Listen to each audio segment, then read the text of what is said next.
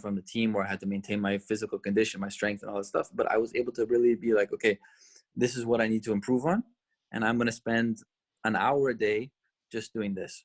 So if that's all I need is me and the wall and the ball, and I can go to the wall and say, look, I'm going to work on my left foot. I'm going to take 2 touches against the wall for an hour. And you do that by yourself, and you get more touches than you ever would in any single training session. So when I think at least my understanding is that when you're by yourself and it's just you and the ball, and you get the best work done. Could you please talk about the mental aspect of being a footballer?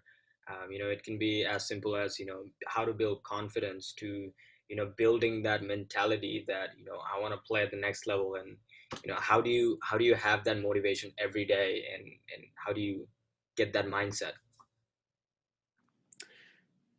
That's a good question. That's a tough question because it's not a straight path. It's definitely not. It's not an up. It's not flat. It doesn't go in a straight line. There's a lot of ups and downs. There's a lot of moments where you'll be doing very well, and all of a sudden everything will just crash down, and you'll start at zero again, and you have to build yourself up. But it's if you're on a team and you're doing well, then I think the most important thing is to understand that there's a reason why the coach is choosing you to play and has trust in you and wants you to succeed, and there's a reason why you're playing at that level. So you have to believe in yourself. And question asked by one of our players. He said, I'm concerned that how I will be able to manage my studies, work, and have a chance or aim to be a professional athlete at the same time. I don't know every solution, but I know the way that I did it, and I know the way that helped me at least was that I would give myself, say, an hour and a half. I'd give myself an hour and a half to train.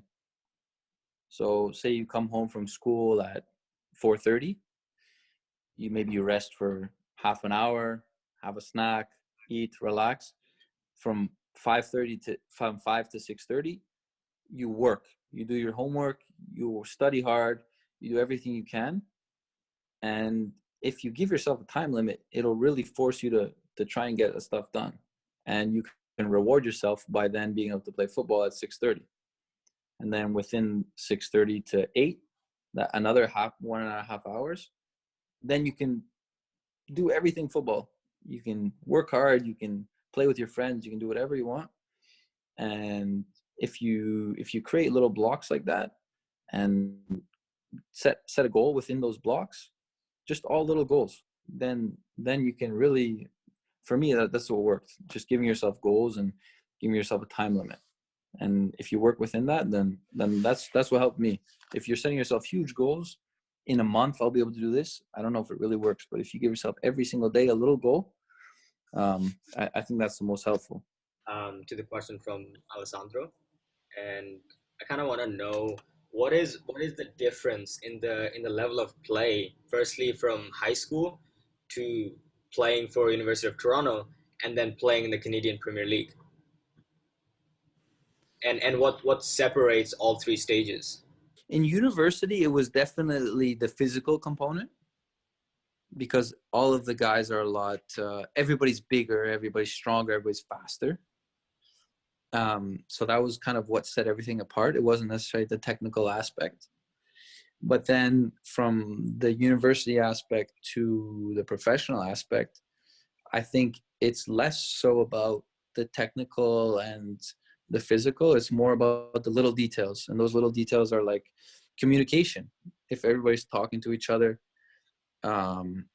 communication is such a huge aspect of the game that I don't think is talked about enough.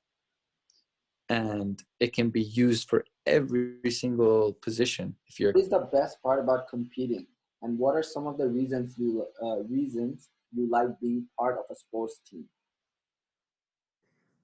University is the best place to, and being part of a sports team. Once you're part of a sports team, you have 20, football especially, you have 20 people who are your friends, but they become more than your friends, because you're going through all these emotions with them. You're going through winning, happiness.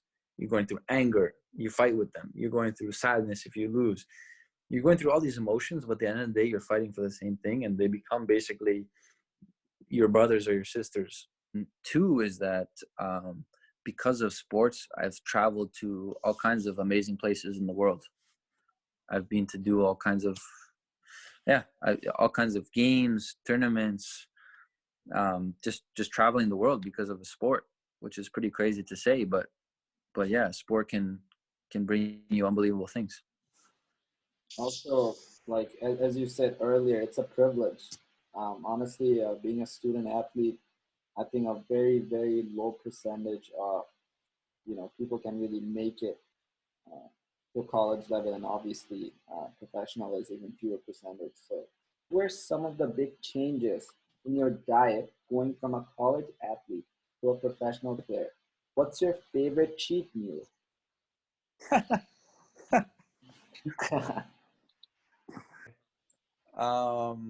Okay, I'll start with my favorite cheat meal. I would say it's gonna be like cookie dough.